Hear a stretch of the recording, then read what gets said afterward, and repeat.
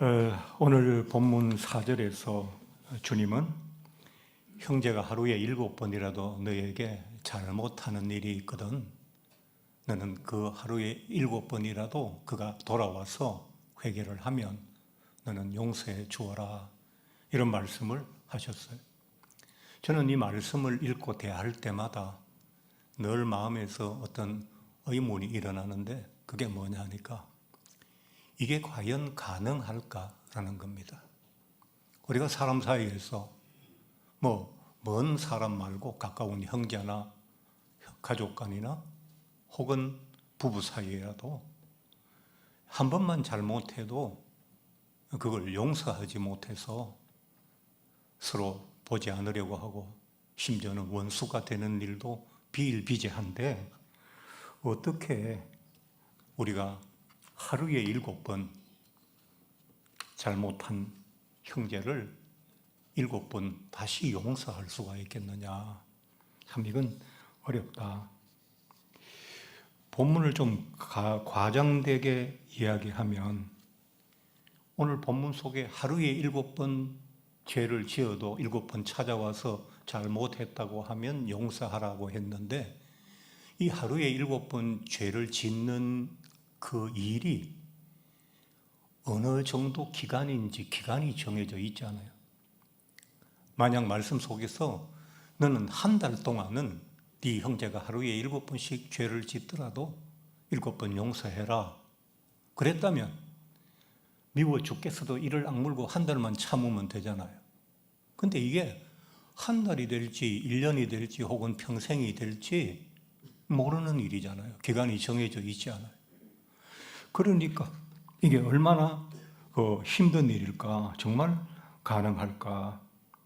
또 본문을 잘 살펴보시면 형제가 내게 하루에 7번 잘못을 해놓고 하루에 7번 돌아와서 회개를 하는데, 그냥 회개하거든 이라고 돼 있는 게 아니라 회개한다고 하거든.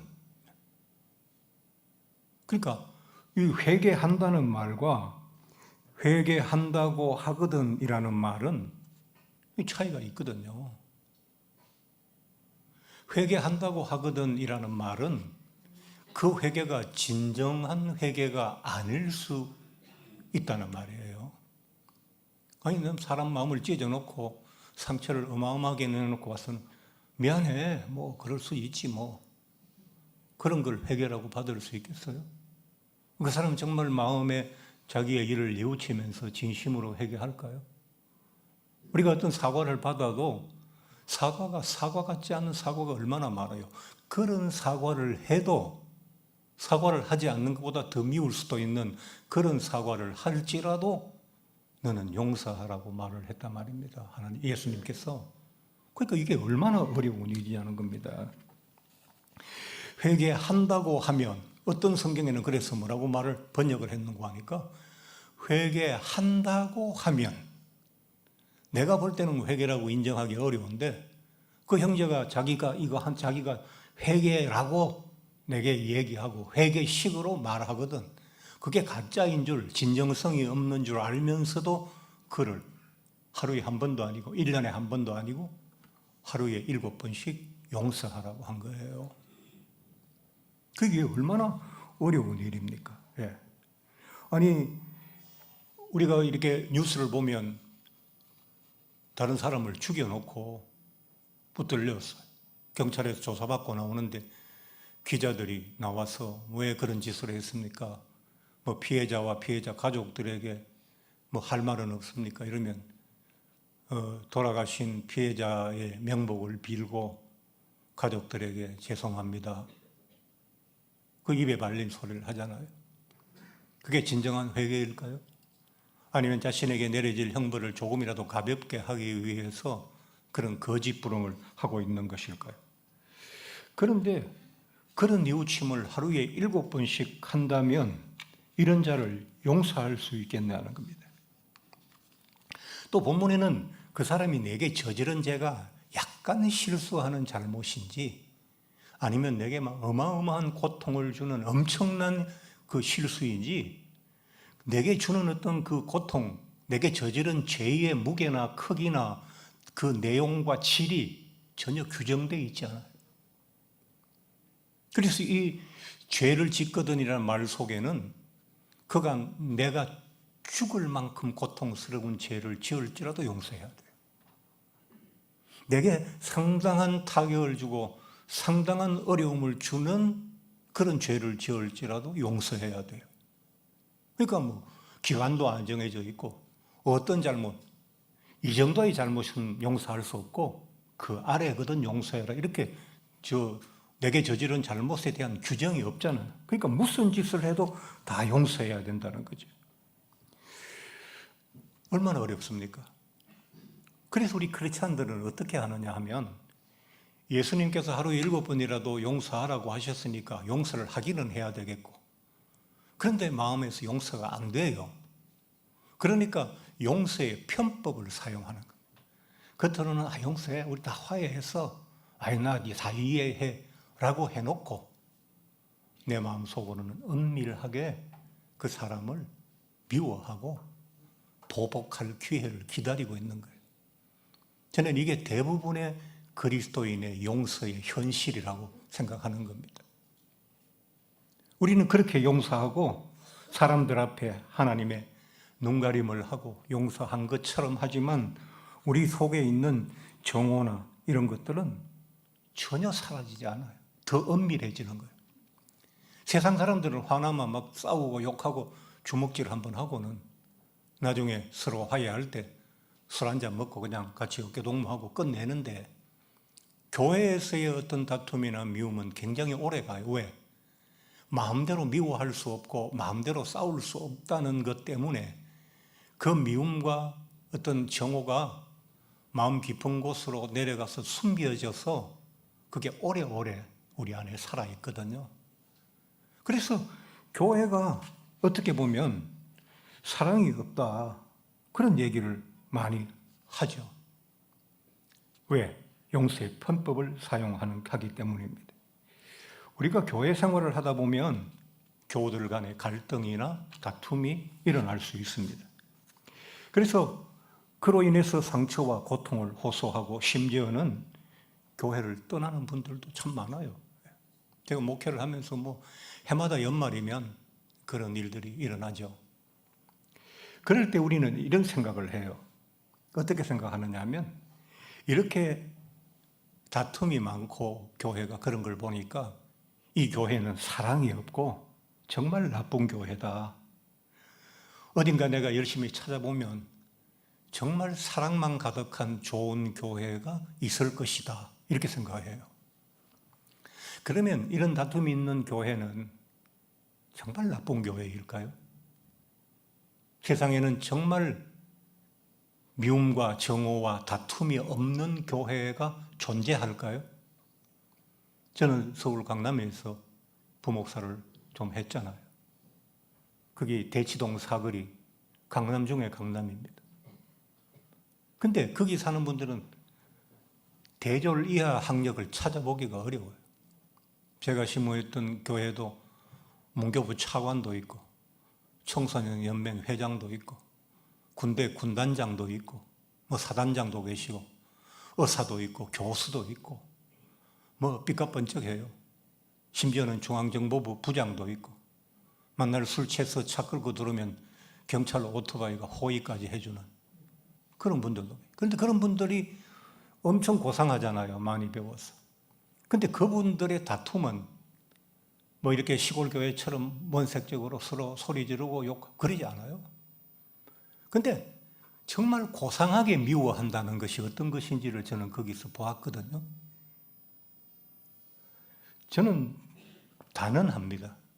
세상에 다툼이 없는 교회가 없습니다.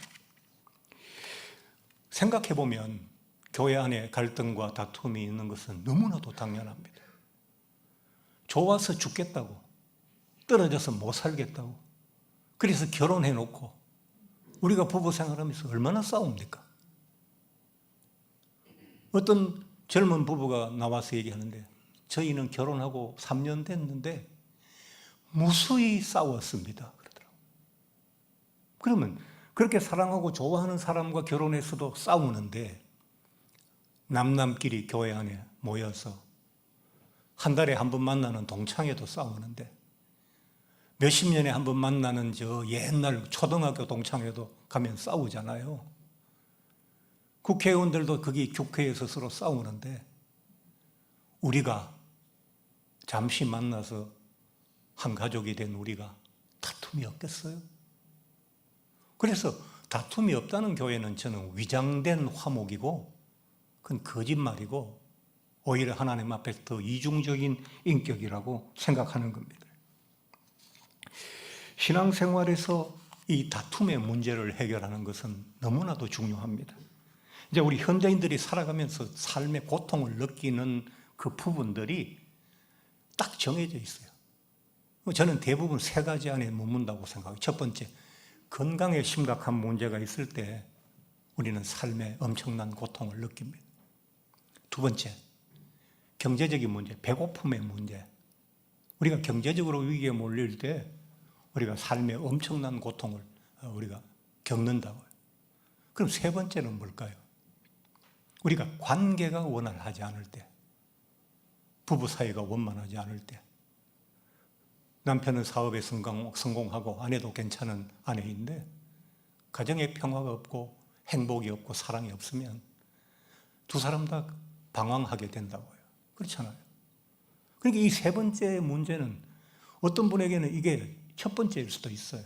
건강하고 돈벌이도 잘 되는 분, 오직 이 하나 관계만 잘 되면 되는데 이게 늘 발목을 잡아서 이 사람을 다 성공했는데 행복하지 못하게 하잖아요. 그렇기 때문에 교회 생활을 할 때 하나님의 은혜도 중요하고 목사님이나 부목사님이나 전도사님의 역할도 중요하지만 함께 신앙생활하는 형제들과의 관계가 어떠냐라고 하는 문제는 굉장히 중요합니다. 제가 싫어서 교회를 떠나겠다는 분들은 한 20% 전혀 없지는 않아요. 그런데 성도들 간의 불화와 어떤 불평 다툼이 있어서 교회를 떠나신다는 분들은 80% 정도 돼요. 그러니까 이게 예배에서는 은혜 받는데 예배 끝나고 나서 형제들과의 관계에서 상처를 받고 고통을 이렇게 느껴서 예배에서 받은 은혜를 다 그냥 다시 쏟아놓고 돌아가는 그런 때가 너무나도 많다는 겁니다. 그렇다면 우리는 이 형제 간의 다툼과 갈등이라는 문제를 어떻게 해결해야 될 것인가? 오늘 본문에 그 답이 나와 있는데요. 오늘 본문의 키가 되는 그 열쇠를, 그 문제를 풀 수 있는 열쇠는 형제라는 단어에 있습니다. 예수님께서 하루에 7번씩 용서하라고 하신 대상은 모든 사람이라고 되어 있지 않고 형제라고 하셨어요. 세상 사람 용서하라라고 하시지도 않았고 바리새인들이 밉지만 용서하라라고 하시지도 않았고 시장의 상인들을 용서하라 이렇게 말씀하시지도 않았고 그래서 예수님은 용서할 대상을 형제라는 단어로 이렇게 규정해서 말씀을 하셨어요. 형제는 그 그리스 말로 아델포스라는 단어입니다. 근데 이 단어는 어디서 왔나니까 자궁이라는 어머니의 배, 자궁이라는 뜻에서 왔어요. 그러니까 아델포스 형제란 뭐냐 하니까 한 어머니의 배에서 태어난 형제들 그런 뜻이에요. 예수께서 왜 그러면 형제를 7번 용서해야 한다고 그렇게 말씀하셨을까요? 형제니까, 네하고 피를 나눈 형제니까 용서하라 그렇게 얘기하셨을까요? 그렇게 얘기하는 분들도 있어요. 그런데 왜 형제라고 하셨는지를 저도 곰곰이 생각을 해봤죠. 제 풀이가 맞는지는 모르겠어요. 그런데 우리가 어릴 때 형제들이 어떻게 자라는가를 생각해 보면 이 비밀을, 형제라고 하신 그 비밀의 열쇠를 풀 수가 있어요. 나이 차가 별로 없는 연년생 형제들은 어릴 때 무지하게 싸웁니다. 우리 이제 손자가 큰 녀석이 4살이고 둘째가 이제 돌 지났으니까 지난 9월에 돌 지났으니까 2살이잖아요. 근데 처음에는 이제 형이 좀 밀치고 이렇게 좀 건드리면 동생을 이 녀석이 그냥 울기만 하고 순종을 했어요. 근데 요즘은 쥐가 형을 때려요. 때리고 막 깨물고 안 되면 깨물어요. 그러니까 형은 또 한 대 쥐어받고. 그래 막 둘이가 울고 그걸 하루에 7번만 하겠어요? 무섭게 하는 거예요. 근데 재밌는 것은 그렇게 쥐어받고 막 깨물고 싸우다가 금방 싸운 걸 잊어버리고 둘이 또 같이 놀아요. 그러면 형은 또 동생을 형이라고 챙기고 밖에 나가면 막 차 있는데 나가면 이제 그런 말을 하니까 나가면 지가 가서 붙들고 이렇게 하고 또 동생도 형을 잘 따라요. 무슨 말이냐 하니까 우리가 교회 안에서 함께 있다는 것은 그건 이렇게 자라나는 형제와 같다는 거예요. 형제들이 자랄 때 그렇게 싸워요. 한 고등학교 졸업할 때까지 싸워요. 근데 어른이 되고 성인이 되면 어떻게 해요? 안 싸워요. 형제가 애틋한 거예요. 여러분, 나이 들어서 싸우는 가정도 형제도 가끔은 있습니다만 대부분은 나이 들면 어릴 때 그렇게 하루에 몇 번씩 싸우던 그런 싸움은 싸우지 않아요. 왜? 자라났거든요.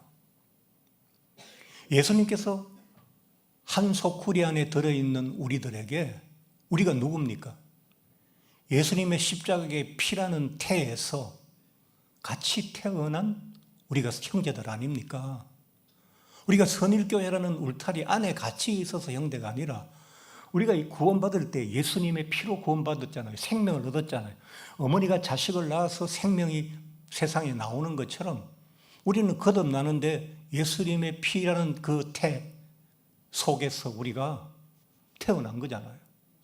어머니가 자식을 낳을 때 생명을 걸고 애를, 요즘은 병원에서 낳으니까 좀 안전하지만 과거에 애 열 낳으면 한 두세 선 죽었어요.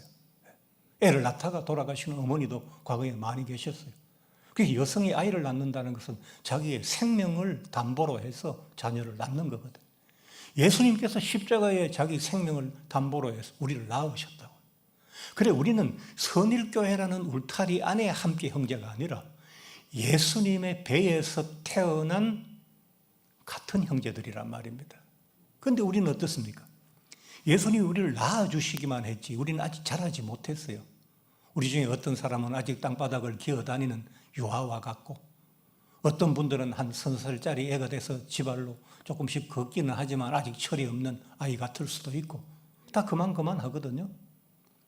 그런 우리가 가정 안에서 함께 자라갈 때 형제들이 어릴 때 무수히 지어받고 장난감을 서로 하겠다고 뺏고 뺏으면서 다투는 것처럼 그렇게 우리가 다툴 수 있다고요. 그러면서 형제는 어떻게 해요? 자라나잖아요. 어린이집 다니던 형제가 초등학교에 가고 초등학교 가던 형제가 중학교 가고 고등학교 가고 그러던 형제가 대학쯤 가면 이제 일상에서 싸우는 일들은 거의 없어요. 왜? 다 자라났거든요. 예수님께서 형제를 용서하라고 한 것은 용서하는 게 그리스도인의 덕목이다. 너희가 용서해야 훌륭한 신앙인이다. 이런 뜻보다는 너희는 함께 자라가는 형제들이니까 어떤 형제가 그 사람만 실수하고 그 형제에게 상처를 입는 나는 전혀 실수하지 않느냐? 안 그렇잖아요. 우리는 피해자인 동시에 다툼에 가해자가 될 때가 있다고요. 그러니까 오늘은 네가 잘못하고 내일은 내가 잘못해요. 그러면서 우리는 어떻게 해요? 그 다툼들을 통해서 갈등을 조정을 하고 마음 아파하고 상처받아가면서 우리가 자라난다고요. 아이들 어린이 시절 돌아다니다가 넘어져서 무릎이 까지고 코피를 흘리고 이러면서 그 걸음이 든든해지고 탄탄해지는 것처럼 우리라고 하는 이 미숙한 존재들도 그런 가운데서 우리가 조금씩 자라나가는 거거든요. 예. 바로 그런 점에서 예수님께서 형제가 너에게 7번 잘못하면 그리고 돌아와서 잘못했노라 하면 용서하라. 형하고 동생이 집에서 싸웠어요. 엄마 아빠가 엄하게 여러분들 형제간에 싸우면 돼. 너 동생이니까 먼저 형에게 미안하다고 얘기하고, 너는 또 형이 동생이 미안하다고 그러면 너도 그래 하고 나도 미안해 라고 얘기해. 그럼 둘이 하잖아요. 하는데 막 진짜 막 눈물을 흘리면서 어린 애들이 깨달아서 할까요? 엄마 아빠가 윽박 지르니까 그냥 형 미안해 억지로 하잖아요. 내가 회개하노라 하거든 이라는 말과 비슷하지 않아요? 그래도 우리는 그걸로 다시 봉합하고 형제는 또 좋을 때는 좋게 지나가잖아요. 교회 안에 다툼이 없는 게 좋다. 그러면 무슨 문제가 생기는지 아세요? 그러면 성장도 멈추어요. 교회 안에서 형제간의 다툼은 우리가 성장하기 위한 성장통과 마찬가지예요. 형제들이 집안에서 싸울 때 부모들이 저놈들은 형제간에 저렇게 싸우는 거 보니까 우리 집은 싹수가 노랗다. 이제 자식 키워봐야 소용없다. 그럽니까? 안 그래요. 부모님들은 조금 더 잘하면, 우리가 지금은 애들이 너무 저래서 좀 힘이 들지만 조금만 더 잘하면 이제 애들이 멋진 애들이 되고 좋아질 거예요. 그러잖아요. 철이 없어서 그러잖아요. 예수님께서 우리가 함께 그렇게 부딪히며 자라나기를 원하시는 거거든요. 여러분 한번 생각해 보세요. 저는 결혼 생활이 좀 힘들지만 어떤 분은 목사님하고 사모님은 평생 한 번도 안 싸우시지요 그러잖아요. 참 그걸 믿는 분들이 있어요. 그 얘기는 무슨 얘기 하니까 목사님은 거룩하시니까 화장실 안 가시지요 하는 얘기하고 똑같아요. 저희가 이제 교회에서 어려운 일이 있고 교회에서 좀 스트레스를 받으면 예민해져 있잖아요. 그럴 때 서로가 말 한마디 잘못하면 우리도 싸워요. 그러니까 그 부부간의 다툼을 통해서 그게 나쁜 거고 필요 없는 걸까요? 아니요. 저는 부부간의 다툼을 통해서 성화라는 과정이 내게 이루어지고 있다는 걸 생각할 때가 많거든요. 신혼 초에는 어림도 없었어요. 저희 집사람. 애 없고 밥하고 빨래하고 막 다 해도 또 가끔씩 내가 집에 생활비를 안 갖다 주니까 무료 봉사하니까 자기가 이 집 저 집 피아노 레슨 몇 군데 맡아가지고 돈 벌러 다니고 그렇게 해서 들어오는 아내한테 밥 차려줘. 심지어는 이불 안 깔아주면 잠도 안 잤어요. 그리고 아침에 일어날 때는 이불에서 몸만 속 빠져나오고. 나는 남자들이 다 그렇게 사는 줄 알았어요. 우리 아버지가 그렇게 했으니까. 보고 배운 게 그것밖에 없으니까. 그런데 지금은요, 아무것도 안 하고 밥 한 끼만 먹어도 눈치가 보이고 마음에 죄책감이 들고 내가 이렇게 쓸데없이 인간구실 못하고 살아서 되겠나 싶어서 제가 때로는 밥도 하고 음식도 하고 설거지도 하고 집안 청소할 때는 그냥 쫓아다니면서 보조도 하고 그러거든요. 성화가 된다고요. 자식을 키우면서 얼마나 참습니까? 그러면서 우리가 조금씩 부모다운 거룩함을 만들어 가잖아요. 그러니까 이게 필요하다고요. 싸워야 질서가 생기고 그 안에서 싸워야 어떻게 하면 싸움을 피하는지도 알게 되고 싸우면서 마음이 아파야 기도하게 되고 용서라는 것이 얼마나 어려운 것인지 알게 되고 하면서 우리 신앙생활에 고난은 누구나 싫어하지만 고난이 필요한 것처럼 우리에게 다툼이라는 것도 갈등이라는 것도 그런 점에서 필요한 거예요. 여러분들께서 이렇게 자라다가 천국에 들어갈 때는 우리가 다 영화롭게 되잖아요. 그리스도인의 장성한 분량에 우리가 평생 노력한 것이 훌륭한 인격에 미치지 못하더라도 천국에 들어갈 때 하나님께서 우리에게 은혜를 주셔서 우리 모두가 완전한 인격 그런 자리에 들어갈 수 있도록 우리를 도와주실 거예요. 그럼 천국에 우리가 들어가면 천국에서 싸울까요? 안 싸울까요? 안 싸워야죠. 싸우면 천국이 천국 되겠어요? 안 되잖아요. 그렇기 때문에 이것은 정말 필요한 것이다. 우리는 예수라는 한 태에서 태어난 한 형제들이다라는 생각을 하시면, 그래서 이 다툼을 통해서 우리는 더 자라가고 하나님이 기뻐하시는 그런 성장을 가져온다라고 생각하시면, 그 과정은 고통스러울지라도 결과가 좋은 것이기 때문에 여러분께서 좀 더 참으실 수 있고 견디실 수 있을 거예요. 하나님께서 우리에게 원하시는 것과 우리가 하나님께 바라는 게 좀 달라요.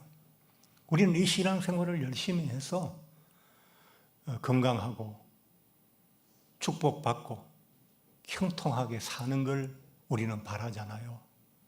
근데 하나님께서는 우리가 이 신앙생활을 통해서 성장하고 자라나서 좀 더 좋은 인간, 속 깊은 인간, 그래서 우리라는 인간 자체가 훌륭한 존재가 되기를 하나님께서는 원하시는 거거든요.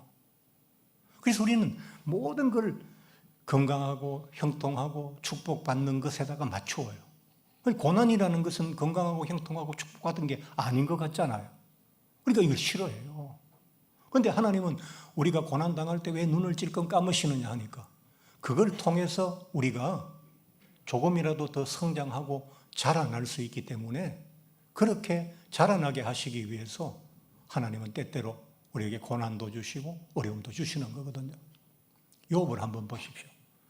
욥은 자기가 의인이고 하나님 앞에 할 바를 다 했어요. 그래서 고난이 찾아올 때 내가 이런 형벌을 받을 아무런 잘못된 짓을 한 적이 없다고 생각해서 하나님을 많이 원망했어요. 그리고 자기 자신을 저주했어요. 안 태어났으면 좋을 뻔했다. 내가 태어난 그날을 저주한다. 막 그러면서 욥이 그랬잖아요. 근데 욥은 그 고난을 통해서 많이 자라나게 됐어요. 욥이 좀 성장해서 보니까 어떤 마음을 갖게 됐는고 하니까, 내가 전에는 하나님께 대하여 말로만 들었는데 지금은 하나님을 눈으로 배웠습니다. 그렇게 얘기를 했다고요. 자랐잖아요. 싸우지 않으려면 자라나면 돼요. 빨리 성장해서 자라나면 다툼이 되지 않거든요. 우리가 다 그만 하기 때문에 서로 그런 갈등을 불러오는 것이죠. 저는 여러분들에게 마지막으로 그런 말씀을 드리고 싶어요. 가끔씩 다툼이 있더라도 그걸 너무 숨기고 오히려 은밀하게 내 속에서 키우기보다는 할 말하고, 또 상대가 할 말할 때 받아줄 사람은 받아주고, 그리고 끝이 나면 그걸 잊어버리고 마음으로 미워하지 말고 또 새롭게 좋은 관계로 나아가고, 그런 일들을 1년에 한두 번만 반복해도 우리는 좀 더 속 깊은 인간, 또 하나님이 우리에게 바라시는 열매가 성장인데 그 열매를 하나님께 돌려드려서 영광 돌리는 그런 아름다운 삶을 살 수 있지 않을까 생각합니다.